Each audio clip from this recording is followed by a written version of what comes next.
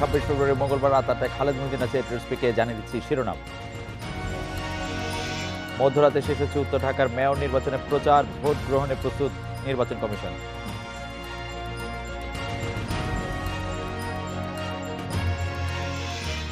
দেশের বিভিন্ন জেলায় অবাধে বিক্রি হচ্ছে ঝুঁকিপূর্ণ গ্যাস সিলিন্ডার, বেশিরভাগই মেয়াদোত্তীর্ণ। ব্যস্ত প্রার্থীরা, মেয়র পদে আওয়ামী লীগের প্রার্থী আতিকুল ইসলাম সহ অন্য প্রার্থীরা দিচ্ছেন নানা প্রতিশ্রুতি। নির্বাচন উপলক্ষে আজ রাত 12টা থেকে শুক্রবার ভোর 6টা পর্যন্ত মোটরসাইকেল চলাচলে নিষেধাজ্ঞা দিয়েছে নির্বাচন কমিশন। এছাড়াও বুধবার মধ্যরাত থেকে বৃহস্পতিবার মধ্যরাত পর্যন্ত বন্ধ থাকবে বাস, ট্রাক, টেম্পো সহ 10 ধরনের যানবাহন। নির্বাচনের দিন বৃহস্পতিবার রাজধানীতে সাধারণ ছুটি ঘোষণা করা হয়েছে।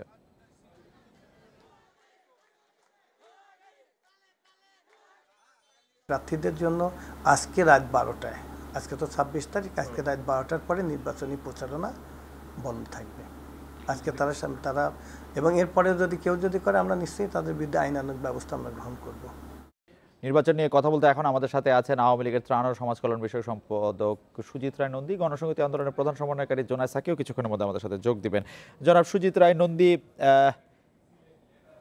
পরশু নির্বাচন, আজ প্রচারের শেষ দিন, কিন্তু কারোরই তেমন কোনো প্রচারণা আমরা দেখছি না। এই নির্বাচন নিয়ে কারো মধ্যে কোনো উৎসাহ আছে বলেও মনে হচ্ছে না। আপনার কাছেও কি একই রকম মনে হচ্ছে? আমার কাছে মনে হচ্ছে না ঢাকা শহরে বা ঢাকা উত্তরে মেয়র নির্বাচন হচ্ছে। ধন্যবাদ। আসলে কথাটি সঠিক নয়। সেখানে আমরা দেখেছি যে প্রত্যেকটি যে সেখানে 54টি ওয়ার্ডে নির্বাচন হচ্ছে, 18টি নতুন ওয়ার্ড সেখানে যোগ হয়েছে।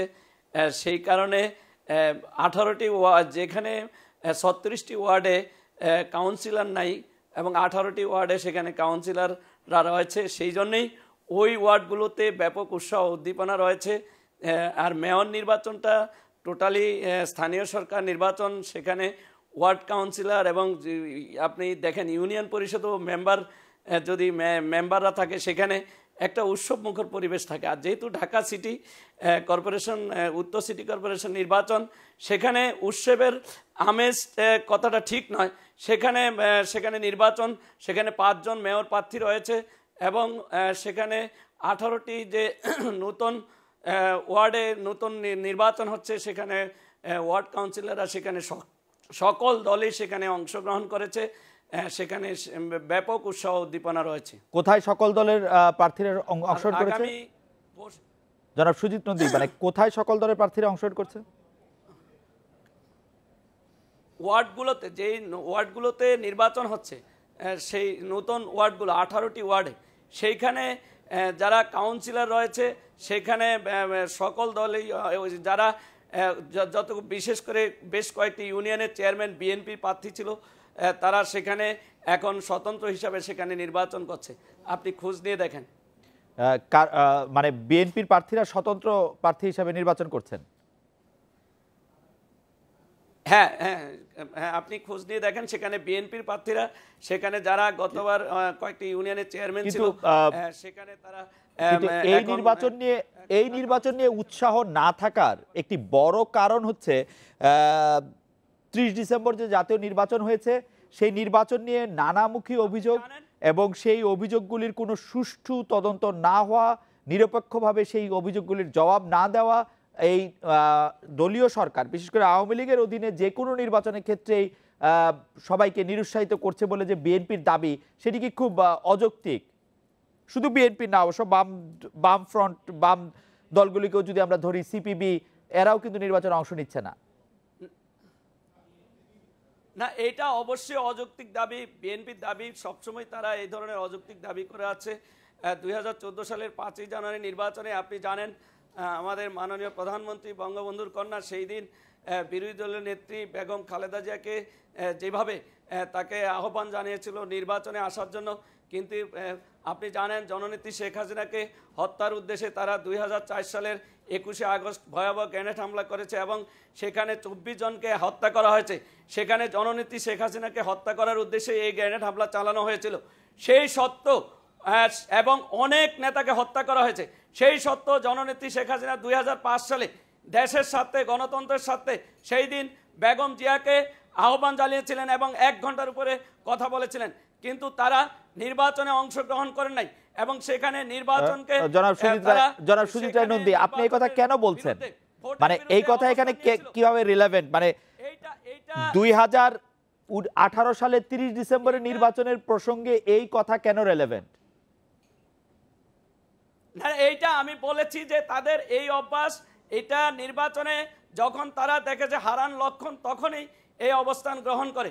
এবং 2000 এই যে আমাদের যে 30শে ডিসেম্বর যে নির্বাচন হয়েছে, সেই নির্বাচন সারা বিশ্বব্যাপী প্রশংসিত হয়েছে এবং এই নির্বাচন হয়েছে সুষ্ঠু এবং নিরপেক্ষ এবং গ্রহণযোগ্য নির্বাচন হয়েছে। সেখানে বিএনপি অংশগ্রহণ করেছে এবং তারা হারার পরেই সেই নির্বাচনে তারা এখন সেই নির্বাচন নিয়ে প্রশ্ন তুলেছে এবং নির্বাচনকে বিতর্ক করার চেষ্টা করছে। না, জনাব সুজিত রায় নন্দী, আমাদের সাথে জোনায়েদ সাকিও এসেছেন। জোনায়েদ সাকি, আপনার মনে আছে যে গত 4 বছর আগে যখন উত্তর ঢাকার মেয়র নির্বাচন হয়েছে তখন তিনি অংশ নিয়েছিলেন, এবার তিনি নির্বাচনে অংশ নিচ্ছেন না। এবার তিনি নির্বাচনে অংশ নিচ্ছেন না প্রধানত বড় একটি কারণ 30 ডিসেম্বর যে নির্বাচন হয়েছে সেই নির্বাচনের অভিজ্ঞতা তাকে এবার নির্বাচনে অংশ নেওয়ার ক্ষেত্রে তার কাছে মনে হচ্ছে যে এই নির্বাচনে অংশ নিয়ে কোনো লাভ নেই। এটা শুধু বিএনপির প্রসঙ্গ না।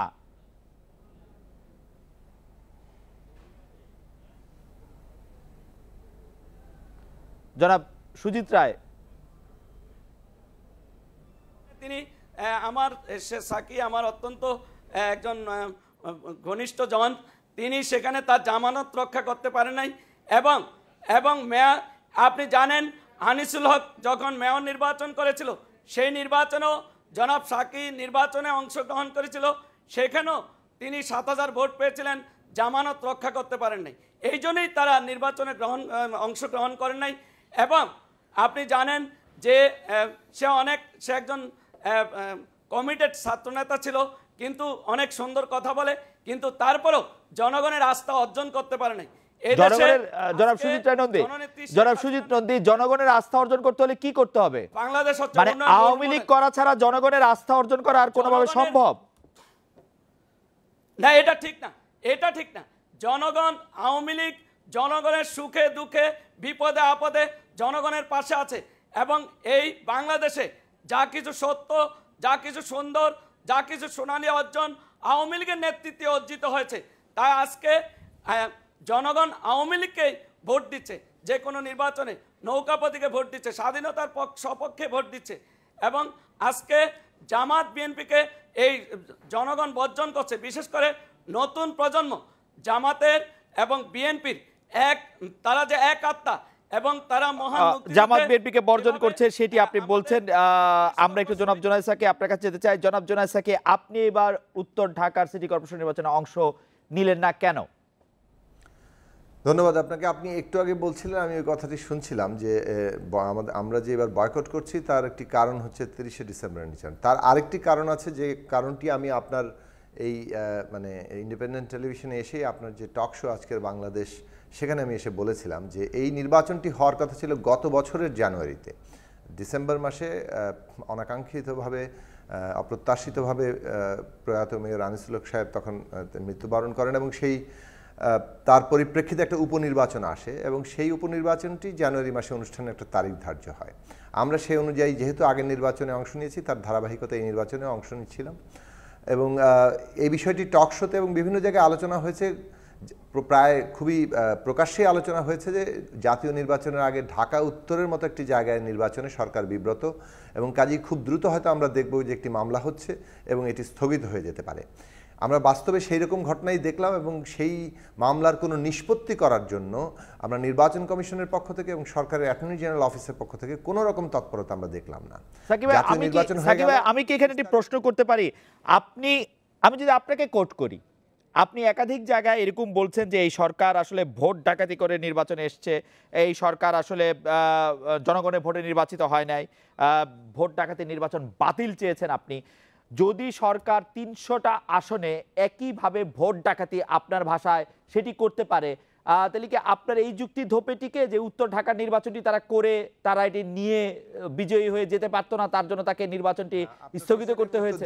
এটা বিব্রত এই কারণেই ছিল যে এই ভোট ডাকাতি তারা ওই সময় করলে জাতীয় নির্বাচনের আগে ঢাকায় ভোট ডাকাতিটা এতভাবে স্পষ্ট এবং এক্সপোজড হয়ে যেত যে বিরোধী দলকে আস্থায় নিয়ে একটা অংশগ্রহণমূলক নির্বাচন আর সরকারের পক্ষে সম্ভব হতো না। ফলে ঢাকা উত্তরের নির্বাচনটিকে তারা এড়িয়ে যেতে চেয়েছেন। এটাই ছিল সেই সময়কার আলোচনার একটা গুরুত্বপূর্ণ দিক এবং সরকারের বিরুদ্ধে আলোচনা করা হয়েছিল এবং সেই অনুযায়ী আমরা দেখলাম যে কোর্টে সেই ধরনের রিট হলো এবং সরকার পক্ষ থেকে কোনোভাবে নির্বাচন কমিশন থেকেও কোনোভাবে তৎপরতা চালানো হয়নি। 30 তারিখের পর 12 দিন যায়নি, মানে এই রিটকারীদের আইনজীবীদের অনুপস্থিতিতে কোর্ট কিন্তু এই রিটটি একতরফাভাবে মানে রিটটি খারিজ করে দিয়েছেন। তো কোর্টের কাজ করবেনি, সেটাই খুব স্বাভাবিক। কিন্তু এই যে মানে যারা রিট করলেন তাদের খুঁজে পাওয়া যাচ্ছে না, নির্বাচন কমিশনকে আমরা 30 তারিখের পরে খুবই তৎপর দেখলাম এবং তারপরে খুব দ্রুতই তফসিল দেখলাম। এ থেকে বোঝা যায় যে না, আমার বক্তব্যটা লাস্ট লাইন, সরকার যে নিজের সুবিধা মতো সময় নির্বাচন চায় সেই চাওয়াটা পরিপূর্ণ করছে নির্বাচন কমিশন। এটা হচ্ছে অভিযোগ।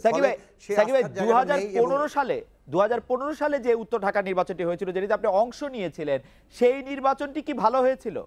না, আমরা তো সেই সময় আপনি দেখেছেন যে আমি নির্বাচন প্রত্যাখ্যান করেছি, ফলাফল প্রত্যাখ্যান করেছি। দুটোর সময় আমরা আমাদের ফলাফল প্রত্যাখ্যান করে আমাদের সংবাদ সম্মেলন করতে হয়েছিল, কারণ সেই নির্বাচনেও আমরা দেখেছি ভোট কেন্দ্র দখল, আগের রাতে ব্যালট বাক্সের ভরে ফেলার ইয়ে, এবং সবচেয়ে বড় ব্যাপার হচ্ছে মানে পছন্দ মতো কাকে কত ভোট দেওয়া হবে সেই হিসেবটা সেখানে আমরা দেখলাম। সাকিব ভাই, এটি কি খুব ক্লিশে হয়ে যাচ্ছে না? এই সরকারের আমলে বড় 6টি সিটি কর্পোরেশন নির্বাচনে সরকারের সমর্থিত প্রার্থীরা পরাজিত হয়েছেন, যেখানেই সেটা তো 14 সালের আগে, যেখানেই প্রার্থীরা হেরে যাচ্ছে সেইখানে না না না, আপনি খেয়াল করে দেখবেন এই যে প্রত্যেকটা জায়গায় যেখানে সিটি কর্পোরেশন নির্বাচনে সরকার হেরে যায়, সেই হেরে যাওয়ার জায়গাটা তখনই ঘটে যখন তুলনামূলকভাবে সরকার দেখাতে চায় যে তার অধীনে একটা সুষ্ঠু নির্বাচন হচ্ছে। এটা আমরা 14 সালের আগের 5টি নির্বাচনে দেখলাম। সরকার জাতীয় নির্বাচন নিয়ে একটা পরীক্ষামূলক জায়গাও করলো এবং তার অধীনে নির্বাচনে যাতে বিরোধী দল আস্থায় আসে, অংশ নেয়, সেরকম একটা প্রেক্ষাপট। 14 সালের পরে কুমিল্লা নির্বাচনে বিএনপি সমর্থিত প্রার্থী, কুমিল্লা নির্বাচনের কোনো প্রভাব ছিল না জাতীয় নির্বাচনে, যে কারণে নারায়ণগঞ্জ, কুমিল্লা, রংপুর পর্যন্ত আমরা দেখলাম হতে। এর পরপরই যখন জাতীয় নির্বাচন ঘনিয়ে আসলো, তারপরে আমরা দেখলাম আরো 3টি এবং 4টি সিটি নির্বাচন, বিশেষ করে গাজীপুর সহ সিলেট এবং সিলেট মোটেই কারচুপি মুক্ত নির্বাচন হয়নি। সেখানে এই যে আপনি আজকে যে আর্গুমেন্টটা আছেন, আসলে পুরো নির্বাচনের খেলাটা এমনভাবে সাজানো হয় এই আর্গুমেন্টটা যাতে আনা যায় যে সরকারের অধীনে তো আসলে সুষ্ঠু নির্বাচন হচ্ছে, যেখানে হেরে যাচ্ছেন আপনারা সেখানে অভিযোগ তুলছেন। এই আর্গুমেন্টটা তৈরি করার জন্যই এই পুরো ছকটা আঁকা হয়েছে। এটা বোঝার জন্য খুব বেশি পাণ্ডিত্যের দরকার নেই, খুব বেশি বুদ্ধিমানেরও দরকার নেই। এত নগ্নভাবে খেলা হচ্ছে যে সাধারণ মানুষ এগুলো বোঝে, যে কারণে এই যে উপনির্বাচন হচ্ছে এতে মানুষের কেন আগ্রহ নেই, এই একটাই কারণে যে এই সিটি কর্পোরেশনের মেয়র পদটি খালি থাকা উচিত না, অবশ্যই সেখানে নির্বাচিত প্রতিনিধি থাকা উচিত, কিন্তু এই নির্বাচনে মানুষের কেন আগ্রহ নেই, সিটিবাসীদের কেন আগ্রহ নেই? এই কারণে যে পুরো সুবিধা মতো খেলার মধ্যে দিয়ে নির্বাচনটাকে এমনভাবে আনা হয়েছে যে এটা একটা অ্যাপয়েন্টমেন্ট হয়ে গেছে, এটা একটা নিয়োগ হয়ে গেছে, এটা নির্বাচনে নেই। সাকিব ভাই, এটি নিশ্চয়ই জনাব সুজিত রায় নন্দী বলবেন, কিন্তু আপনার কাছে কি মনে হয় না যে যারা উত্তর ঢাকার বাসিন্দা বা যারা বাংলাদেশের নাগরিক তারা এইভাবেও চিন্তা করতে পারেন যে নির্বাচন যেমনই হোক, আমরা আনিসুল হকের মতো একটা ভালো মেয়র পেয়েছি, তিনি ভালো কাজ করেছেন, আওয়ামী লীগ ভালো কাজ করছে, আওয়ামী লীগকে এখন নিশ্চিন্তে নির্বিঘ্নে কাজ করতেই দিতে হবে, এই ভোট, এই নির্বাচন, এই জুনায়েদ সাকি বা এই বিএনপিদের আওয়ামী লীগের দরকার বা বাংলাদেশের লোকের দরকার নাই। আপনি তো আসল কথাটা বলে ফেলেছেন, এটাই করে ফেলুন, নিয়োগ দিয়ে দিন সরাসরি। নির্বাচনের তামাশাটা তার দরকার নেই, নাটকের দরকার নেই, সরাসরি নিয়োগ দিয়ে দিন, এভাবেই দেশ চালান, তাতে কোনো অসুবিধা হচ্ছে না। বাস্তবে আপনারা চালাচ্ছেন সেটা, কিন্তু নির্বাচন নামক একটা মানে একটা আইওয়াশ মানুষের সামনে হাজির করছে। আমার মনে হয় যে সাকিব ভাই এর এই বক্তব্যের সাথে আমি একটু একমত পোষণ করবো এবং একমত পোষণ করে জনাব সুজিত রায় নন্দী আপনার কাছে জানতে চাইবো যে আপনারা যেটা চাচ্ছেন। জি সাকিব ভাই বলেন, সাকিব ভাই বলেন। আমি যদি একটি ভোটও পাই, জি, এবং একটি ভোট নাও পাই, তারপরেও আমার নির্বাচন করার অধিকার আছে এবং সেটাই গণতন্ত্রের একটা চর্চা। কাজেই আমি ভোট জামানত বাজেয়াপ্ত হলো কি না হলো সেটা কোনো বড় প্রশ্ন নয়, যদিও জামানত বাজেয়াপ্তের পুরো ঘটনাটা আপনাদের নির্বাচন কমিশন এবং গণনার ইচ্ছে মতো যেভাবে আপনারা সাজাতেন সেটার ফল, এবং এটা আমরা জাতীয় নির্বাচনে দেখেছি। কিন্তু প্রশ্ন হচ্ছে যে কেউ যদি সত্যি সত্যি জামানত বাজেয়াপ্ত হয়ও, তারপরও তো তার নির্বাচনে অংশ নেওয়ার অধিকার আছে।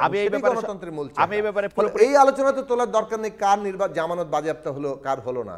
আমি এই ব্যাপারে সাকিব ভাই আপনার সাথে সম্পূর্ণ একমত। জনাব সুজিত রায় নন্দী, আমরা আপনার কাছ থেকে জানতে চাইবো যে এরকমই মনে হচ্ছে কিনা নির্বাচনটা পুরোপুরি আইওয়াশ, আওয়ামী লীগ যাকে মনে করছে তাকে আসলে মেয়র পদে মনোনয়ন দেওয়ার পরে তাকে পাশ করিয়ে আনছে, যেখানে হারার দরকার সেখানে হারছে। পুরো নির্বাচন ব্যবস্থাটাই এখন আওয়ামী লীগের দখলে।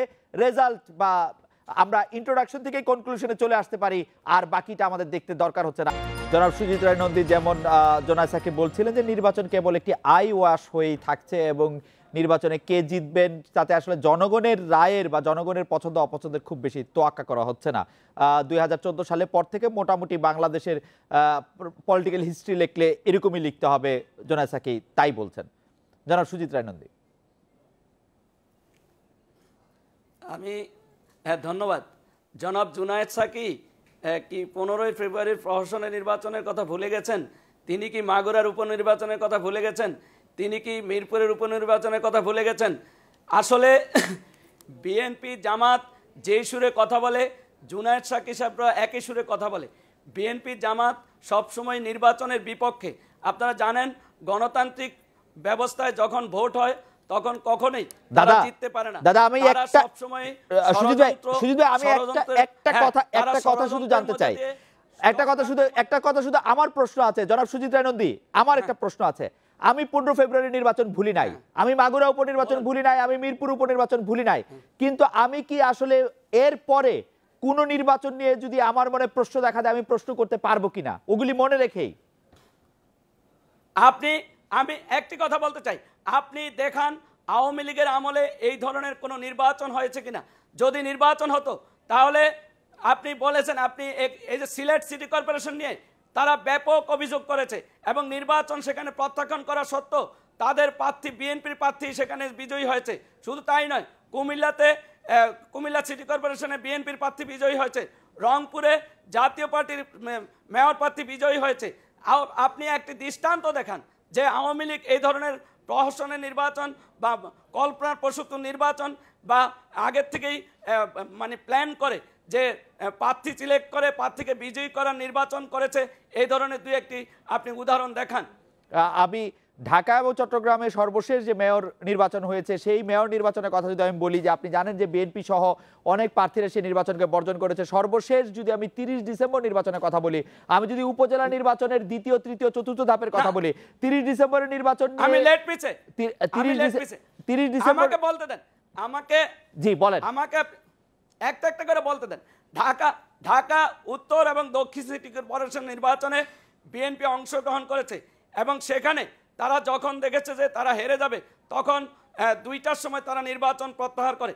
যদি নির্বাচনে কারচুপি হয়ে থাকে তাহলে তারা এই মানে বিপুল পরিমাণ ভোট কিভাবে পায়? উত্তর সিটি কর্পোরেশনে সেখানে বিএনপির প্রার্থী বিপুল ভোট পেয়েছে, বিপুল পরিমাণ ভোট পেয়েছে এবং দক্ষিণ সিটি কর্পোরেশনও মির্জা আব্বাস সাহেব সেখানেও সেখানে বিপুল ভোট পেয়েছে, বিপুল পরিমাণ ভোট পেয়েছে। তাইলে পেল কিভাবে যদি কারচুপি হয়ে থাকে? তারপরে চট্টগ্রাম সিটি কর্পোরেশনও সেখানে তাদের প্রার্থী যথেষ্ট পরিমাণ ভোট পেয়েছে।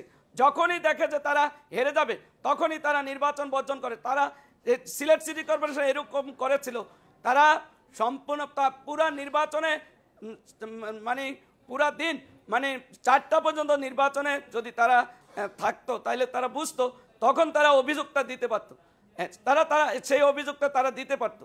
সিলেট সিটি কর্পোরেশন 4টা পর্যন্ত ছিল, কিন্তু সারাদিনই ব্যাপক অভিযোগ যে রাতে ভোট কারচুপি হয়েছে, এই ব্যালট বাক্স আওয়ামী লীগ রাতে ভোট কারচুপি করেছে এবং বিভিন্ন জায়গায় ভোট কেন্দ্র দখল করেছে, এই ধরনের অনেক অভিযোগ করেছে। আপনি দেখেছেন সেটা বাস্তব, আপনি বাস্তবতা সেখানে প্রমাণ পেয়েছেন যে এই যে তাদের কথাগুলো মিথ্যা প্রমাণিত হয়েছে। সেখানে জনাব সুজিত রায় নন্দী এইবারের নির্বাচনে 30 ডিসেম্বরের নির্বাচনে কি নির্বাচনে ভোট দিতে গিয়ে ভোটাররা দাঁড়িয়ে থেকেছেন, কলাপসুয়াল গেট বন্ধ ছিল, বলা হয়েছে যে তারা লাঞ্চ বিরতিতে গিয়েছেন, ভোট স্লো করে দেওয়া হয়েছে, ভোট দিতে দেওয়া হয়নি, এইরকম ঘটনা ঘটে নাই? এজেন্টদেরকে বের করে দেওয়া হয়েছে সারা বাংলাদেশে। বিএনপি এবং জামাতের এটা বিএনপি এবং জামাতের অভিযোগ। বাংলাদেশের ভোটাররা কি বলেছে যে তারা ভোট দিতে পারে নাই? এটা তো বিএনপি জামাত বলেছে। তারা সেখানে ব্যাপক মনোনয়ন বাণিজ্য করেছে ভোটের। আপনারা জানেন তারা জনপ্রিয় প্রার্থীদেরকে মনোনয়ন দেয় নাই। যেহেতু আমার এলাকা আমি বলতে পারি 5টি আসনেই সেখানে যারা অনেক অগাধ টাকার মালিক তাদেরকে সেখানে টাকার বিনিময়ে তারা নমিনেশন দিয়েছে। জনাব সুজিত রায় নন্দী, জনাব সুজিত রায় নন্দী, আমরা আবার আপনার কাছে আসবো। আমি একটু জনাব জুনায়েদ সাকির কাছে যেতে চাই। জনাব জুনায়েদ সাকি, এই নির্বাচনের এই ফলাফলের জন্য বারবার আওয়ামী লীগকে দায়ী না করে বিএনপি এবং অন্যান্য দলের যারা আছেন, যারা নির্বাচনে হেরে গেছে, তাদের নিজেদের দিকে তাকানো দরকার কিনা? বিএনপির স্ট্যান্ডিং কমিটির একজন সদস্য তিনি নিজেই বলছেন যে আসলে তাদের নেতৃত্ব দূরবর্তী ভাবে পরিচালনা, জাতীয় ঐক্যফ্রন্টের সাথে নানা রকম কারণেই আসলে বিএনপির এরকম ফলাফল হতে পারে, যে যার জন্য তাদের এটি ভেবে দেখা দরকার। নির্বাচনের 2 দিন আগে ডক্টর কামাল হোসেন বলেছেন যে তিনি জানতেন না যে বিএনপি আসলে জামায়াতকে এতগুলি সিটে নমিনেশন দেবে। তো নির্বাচনের ক্ষেত্রে সেগুলো প্রভাব বিস্তার করেছে কিনা, নাকি আপনারা ঢালাওভাবে শুধু আওয়ামী লীগকেই দোষারোপ করছেন যে কারা কেন এত বিপুল ভোটে জয়লাভ করলো? জনাব জুনায়েদ সাকিব। ধন্যবাদ আপনাকে। দেখুন, সুজিত দার সাথে আমরা ছাত্র আন্দোলন করে এসেছি, উনি আমাদের সিনিয়র ভাই ছাত্র আন্দোলনের। এটা তো আসলে উনি যে কথাগুলো বললেন, বিশেষভাবে যেটা বললেন যে আমি বিএনপির জামায়াতের মতো করে কথা বলছি, আমি বরং বলবো যে 15ই ফেব্রুয়ারি থেকে শুরু করে তার আগে মাগুরা কিংবা পরে মিরপুর, এই যে ধারাবাহিকতাগুলো কিংবা উদাহরণগুলো বিএনপি তৈরি করেছে, আওয়ামী লীগ কিন্তু কার্যক্ষেত্রে বিএনপি জামাতের ধারাবাহিকতা অনুসরণ করছেন। তারা এই শাসনে আমরা দেখেছি যে নির্বাচনের ক্ষেত্রে, নির্বাচন আয়োজনের ক্ষেত্রে তাদের শিক্ষার গুরু হচ্ছে বিএনপি। কারণ তারা বারবার উদাহরণ দেন যে সেই যে হানা ভোটের 100% ভোট থেকে শুরু করে এখন পর্যন্ত ইত্যাদি, আমরা দেখি যে এগুলোর বিরোধিতা তারা করেন মুখে, কিন্তু কার্যত বাস্তবে সেগুলোকে অনুসরণ করেন। এইবারে যেমন আমরা কোথাও কোথাও 100%, যেমন আমি ঢাকা 12 আসনে নির্বাচন করেছি এবং আমার একটি কেন্দ্রে 100% ভোট পড়েছে, সেখানে 2100 ভোট ছিল, 2100 ভোটই পড়েছে। তো এটা তো বাস্তবতা অসম্ভব, কারণ একটা কেন্দ্রে 2100 জন ভোটারের সবাই একটা উপস্থিতিটা, এটা বাস্তবে তো অসম্ভব। তো কাজেই এই যে আপনার মানে অবস্থাটা, এই অবস্থাটা তৈরি হচ্ছে কিভাবে? কারণ ভোট কেন্দ্র দখল করে আগের রাত থেকে ভোট কেন্দ্র ব্যালট বাক্স ভরে রেখে পরের দিন লাঞ্চ বিরতি নিয়ে বাকিটা ভরা, ভোটের জ্যাম তৈরি করা, লাইনের জ্যামিং তৈরি করা, দেখানো মানুষকে যেখানে বিরাট লাইন আছে কিন্তু আসলে কার্যত কোনো ভোটের জায়গা না হওয়া, কিংবা যাও 1-2 ঘন্টা কোথাও ঢুকতে দেওয়া হয়েছে, সেখানে ইন্টিমিডেশন, মানে প্রকাশ্যে ভোট দিতে বাধ্য করে। এগুলো 30 তারিখের উদাহরণ। এগুলো আপনি যতই বলেন যে বিএনপি জামাতের অভিযোগ কিংবা আমরা অভিযোগ করছি, আমি বিশ্বাস করি বাংলাদেশে কোটি কোটি মানুষের অভিজ্ঞতা এটা কেবল বিরোধী দলে যারা আছেন তাদের না, কিংবা বিরোধীদের সমর্থক তাদের না, কিংবা সাধারণ ভোটারদের না, খোদ আওয়ামী লীগের সমর্থক লক্ষ লক্ষ সমর্থকদের কাজেই আমি যেটা মনে করি যে এইটা প্রচার বলে এটা হবে না। এখন এটা ঠিক যে বিএনপি জামাতের অনেক দুর্বলতা আছে, বিএনপির সাথে জামাত ইসলামী আছে কেন? জামাত ইসলামী একটা রাজনৈতিক দল হিসেবে তো বাংলাদেশে থাকার কথা না, এটা 71 সালের মীমাংসা। কিন্তু এখন পর্যন্ত একটা দল হিসাবে যেমন বিএনপি তাদের জোটে রাখছে, আওয়ামী লীগও কিন্তু নিষিদ্ধ করার প্রশ্নটাকে সামনে আনছে। কিন্তু সাকিব ভাই, আমার প্রশ্নটা হচ্ছে আপনারা যে মাত্রায় অভিযোগ করছেন সেই মাত্রার অভিযোগ যদি ঠিক হয়, আমি সুজিতদার কথা ধার করে বলতে পারি যে আমরা কি দেখেছি কতজন ভোটার আসলে একত্রিত হয়ে তারা বলেছেন যে এই নির্বাচনে তারা আসলে ভোট দিতে পারেন নাই? তারা কি কোথাও কোনো আইনের আশ্রয় নিয়েছেন? তারা কি কোথাও কোনো বিক্ষোভ করেছেন? তারা কি কোথাও কোনো জমায়েত হয়েছেন? তারা কি কোথাও কোনো জায়গায় বলেছেন যে আমাকে আসলে ভোট দিতে ইন্টিমিডেট করা হয়েছে? বহু জায়গায়, প্রথম কথা হচ্ছে যে বহু জায়গায় বলেছেন, দলীয় ফোরামে, দলীয় ফোরামে শুধু সাধারণ মানুষ, আমি বলি সাধারণ মানুষ এখন সোশ্যাল মিডিয়ার মাধ্যমে ফেসবুকে বহু জায়গায় বলেছেন, রাস্তায় আসতে, এমনকি ফেসবুকে লিখতে মানুষ ভয় পান। আজকে একটা ভয়ের বাংলাদেশ তৈরি হয়েছে। মুক্তিযুদ্ধের যে মধ্য দিয়ে যে বাংলাদেশ প্রতিষ্ঠিত হলো 48 বছর পরে এসে, এবং আমরা আর 2 বছরের মাথায় 50 বছর পূর্তি করতে যাব, সেইখানে কিন্তু বাংলাদেশ একটা ভয়ের বাংলাদেশের মধ্যে আছে। এই বাস্তবতা থেকে আপনি মানুষকে মানে মুক্ত করতে পারছেন না। তো ফলে ভয় একটা গুরুত্বপূর্ণ ব্যাপার। আমি প্রতিবাদ করব, আমি নাই হয়ে যেতে পারি, এই যে ভয় মানুষকে পেয়ে বসছে, সেটা আজকে সামগ্রিকভাবে সরকারি দলের জন্য সুবিধাজনক অবস্থা হয়েছে, সাময়িকভাবে, স্থায়ীভাবে নয়। আপনার কাছে কি আমরা মনে করি যে গণতান্ত্রিক পথই হচ্ছে আসল পথ, সে পথে সকলের জন্য মঙ্গল। আপনি মনে করছেন সেটি সকলের জন্য মঙ্গল, কিন্তু আমি একটু বিষয়টি পরিষ্কার হতে চাই। যদি শুধু এইটি একটি ভয়ের জনপথে পরিণত হয়, মানুষজন যদি ভীত হয়, ভীত মানুষ সঠিক সিদ্ধান্ত নেয়ার ক্ষেত্রে বা ফেসবুকে লেখার ক্ষেত্রে তারাও বা সঠিক কথা লিখছে কিনা, বা তারাই আসলে সেই মানুষ কিনা, তা আমরা আসলে কি করে বুঝবো? যদি আপনি তাদেরকে কোনোভাবে কোয়ালিফাই করেন যে তারা ভীত বা তারা কোনো একটা জায়গায় তারা একটা কোনো অবস্থান নিয়েছে, সেই অবস্থানটির ক্ষেত্রে আমরা এটি আসলে কিভাবে ব্যাখ্যা করব?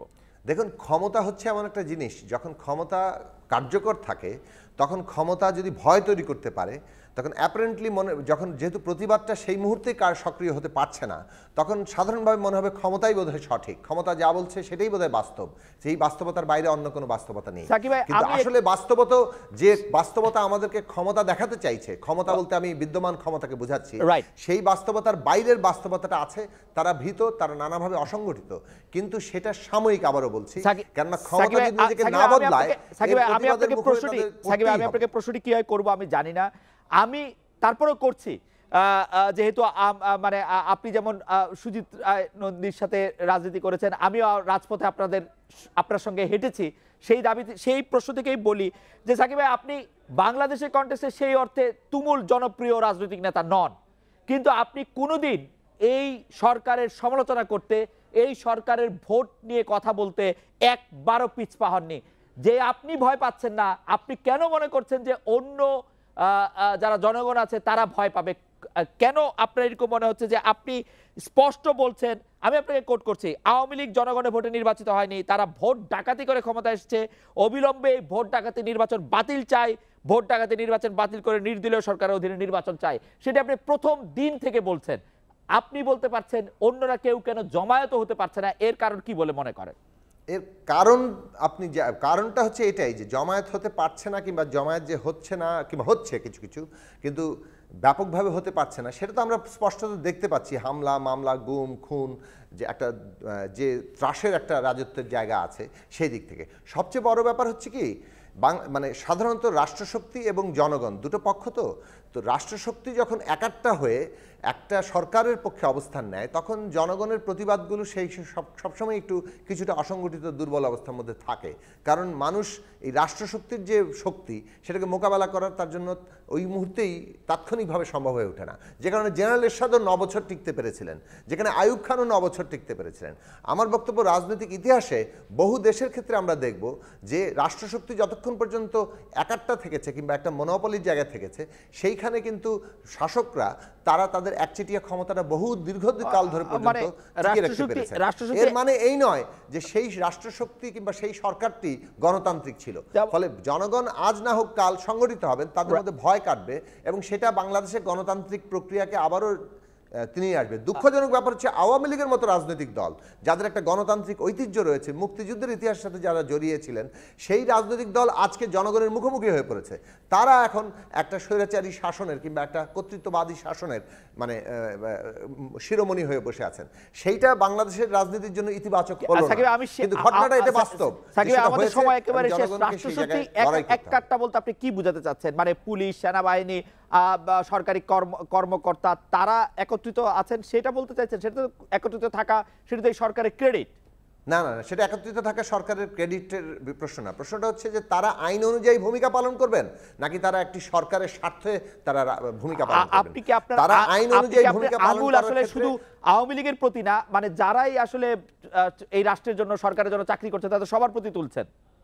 আমি বলছি, আমি সবার প্রতি তুলছি বলছে, আমি বলতে চাইছি যে আইন শৃঙ্খলা বাহিনী, প্রশাসন কিংবা গোয়েন্দা সংস্থা কিভাবে এই প্রতিষ্ঠানগুলোকে, এখন দেখুন প্রতিষ্ঠান তো একটা ডিসিপ্লিনের মধ্যে চলে, সুতরাং এর যারা নীতি নির্ধারক তারা যখন একটা অবস্থান গ্রহণ করেন, তখন সেই প্রতিষ্ঠানের পক্ষে মাঝখান থেকে কোনো মানে আলাদা ভূমিকা পালন করা কঠিন হয়ে পড়ে। এগুলো আমরা রাজনৈতিক ইতিহাস থেকে জানি। আপনি অনেক ধন্যবাদ। এডুকেট স্পিকের পরবর্তী প্রসঙ্গে যাওয়ার আগে জনাব সুজিত রায় নন্দী, আপনি একটি কথা বলতে চাইছিলেন, আপনার কথা শুনে আমরা পরবর্তী প্রসঙ্গে যাব। খুব দ্রুত যদি আপনি একটু বলেন। হ্যাঁ, ধন্যবাদ।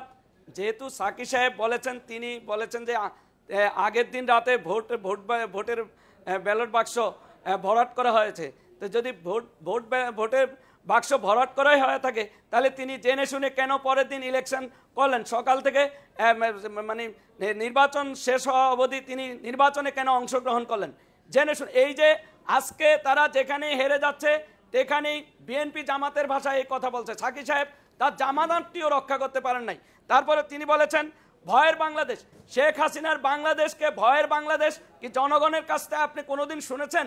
সুশীল সমাজের কাছে সুজিতা, আপনাকে শুনেছেন? অনেক ধন্যবাদ। সাধারণ সুজিত জনগণের রায় নদীকে কাছে শুনছিলেন জনাব জোনাসাকের প্রশ্নের জবাবে। আমরা নিয়ম কানুনের তোয়াক্কা না করে দেশের বিভিন্ন জেলায় বিক্রি হচ্ছে গ্যাস সিলিন্ডার, এগুলোর বেশিরভাগই মেয়াদ উত্তীর্ণ। এই নিয়ে কথা বলতে আমাদের সাথে বগুড়া থেকে সহকর্মী হাসিবুর রহমান বিলু আছেন।